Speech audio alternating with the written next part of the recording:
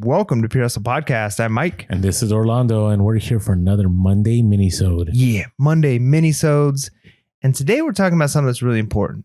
We're talking about what happens when you don't have capital. And when we say capital, we're talking about the ability to buy more stuff. You got money in your business. You've got liquid assets like cash that you can then turn around and use for sourcing or investing or buying shipping supply, all the things that you need. That's capital, right? So what do you do? And I remember years and years ago, I mean, this was before I got married. I was listening to this guy talking, and he was talking about like the importance of being a husband and being a dad. And at the time I wasn't married yet, but it was still like, yes, I'm going to be one day. I might as well listen to this. And one of the things he said always stuck with me. He goes, if you are out there and you don't have enough money, you're trying to, support your family, provide for your family, you don't have enough money. He goes, there are two types of money out there, your money and other money. And if your money isn't enough, go get other money. And I was like, that's just such an easy way of putting it. Like if you don't have enough, you've got to go get more money. And there's ways to do that. I'm not saying nefarious ways, but there's ways to increase your income or to decrease your expenses so that you can have that money, you have those assets. And that's what we're talking about today, because we want to make sure that you are reselling as much as possible and not stuck because you don't have capital. Yeah. And one of the reasons I also was thinking about this episode was there's been times in my reselling journey where you get a huge buy and you drop in all the money that you have, right? And you could take out another line of credit from the bank, or you could, use a credit card, but you just kind of don't want to, right? You've already over leveraged yourself. And at the same time, you have all this inventory and you just haven't been selling it. And so now you're like, man, I want to go source and I'm low on capital. Like, I don't know what to do, because cash flow in reselling is king. If you don't have cash flow or the ability to acquire more inventory, especially on eBay, things will slow down. Right? eBay likes activity. So this episode is about how do you keep that activity going? How do you keep those sales going when your capital is low and you can't necessarily buy more inventory? Right? So the first one, and I want to say 99% of people listening to this, I'm just going to throw it out there. Maybe I'm wrong. Has or have items that they just have not listed. That just been sitting around. Death piles.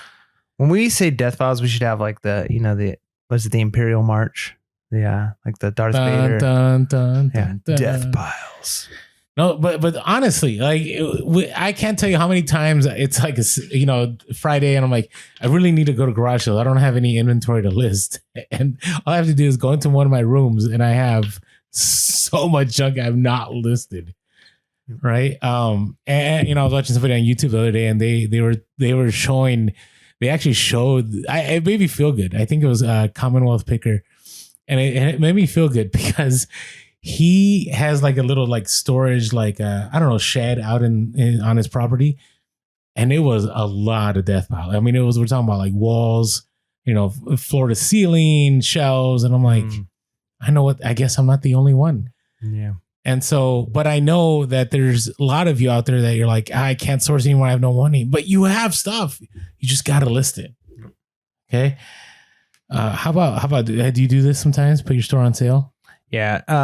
Sometimes I'll put, it's usually not my whole store on sale. Okay. But I'm careful to kind of go through and say like, okay, maybe I'll put a category on sale, or maybe I'll go back through and check my listings and put some stuff on sales, or really offer some good offers, right? To see like, oh, I've got some people who are heavy browsing, Yeah. And, okay, so maybe I send an offer lower than I was really hoping for, but I want to get this item turned. I want to get some movement happening so I can get that capital, get that cash flow moving, get that 90-day total up, and then have that money so I can buy more things. Mm-hmm. Yeah, you need to, or you send coupons. I mean, the thing is, you want to have cash flow. We've already, we've talked about this so much, the idea of being inventory light and cash heavy. Right. And it's hard. I mean, because, I'm a big believer in having a big store. Right. But you do run into danger that your store gets so big and then sales begin to slow down.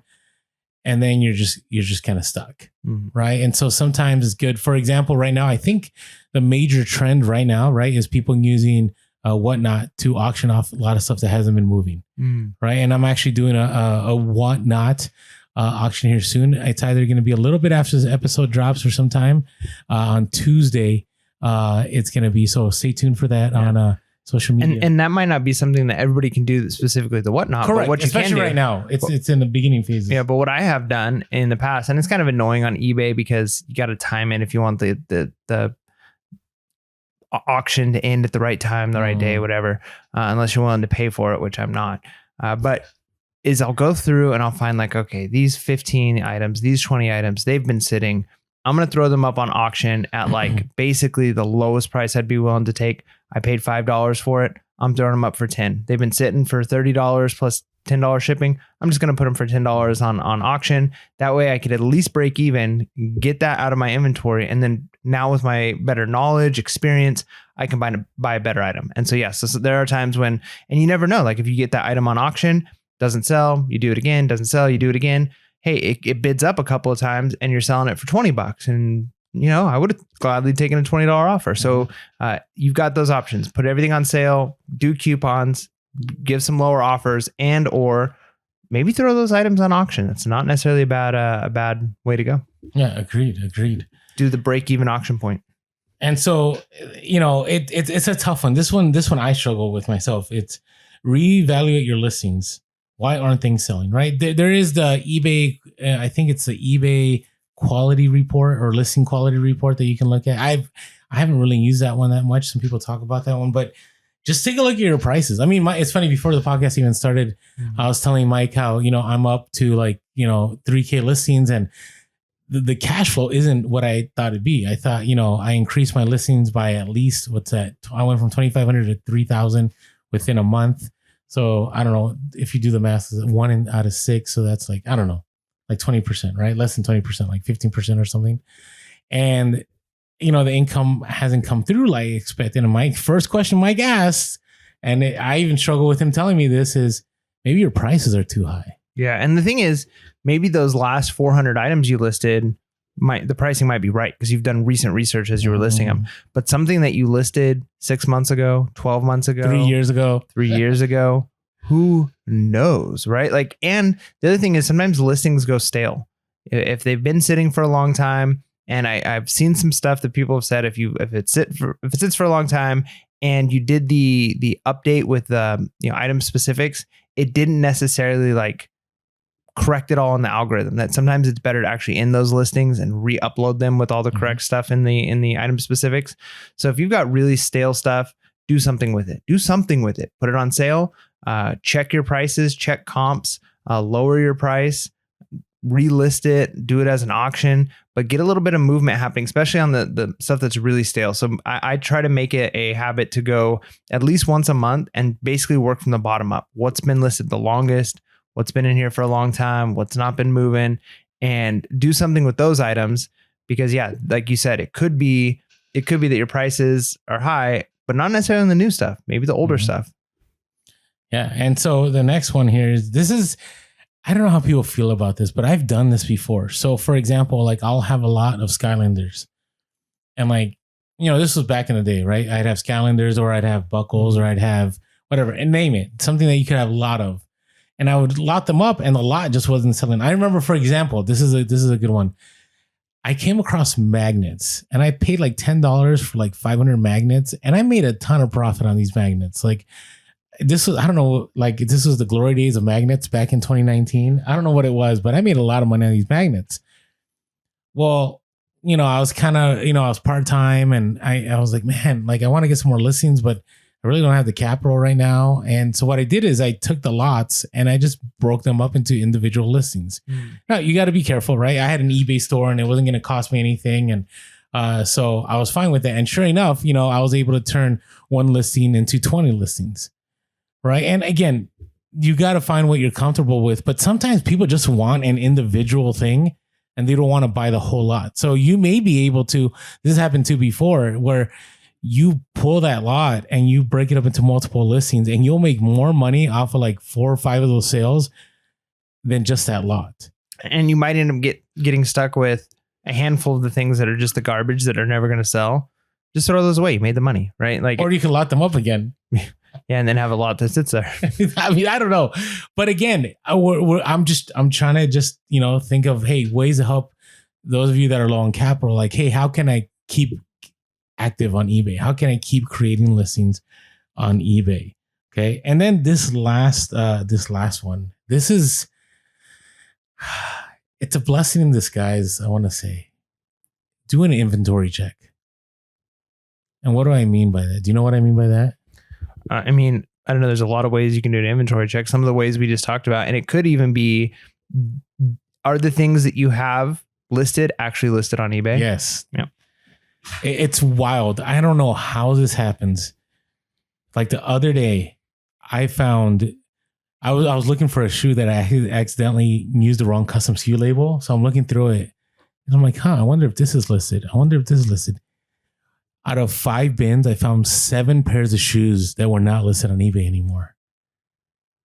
How that happened, don't know. Maybe somebody bought it and they didn't pay for it, and I just didn't relist it, or maybe it sold like, I don't know. It sold and I put multiple quantity. I don't know. Who knows? It was a return and I got it and I didn't relist the return. Don't know. Or an eBay glitch. Or I truly believe there's an eBay glitch out there. It's just hard to pinpoint it. Yeah. I mean, we know for a fact, like, so my wife and I, when we first were like, okay, let's get really organized here with custom SKUs, we went through every single pair of shoes we had and we made sure that they were in a bin, in a bag, in a bin, and that we had the custom SKU. Which bin is it in?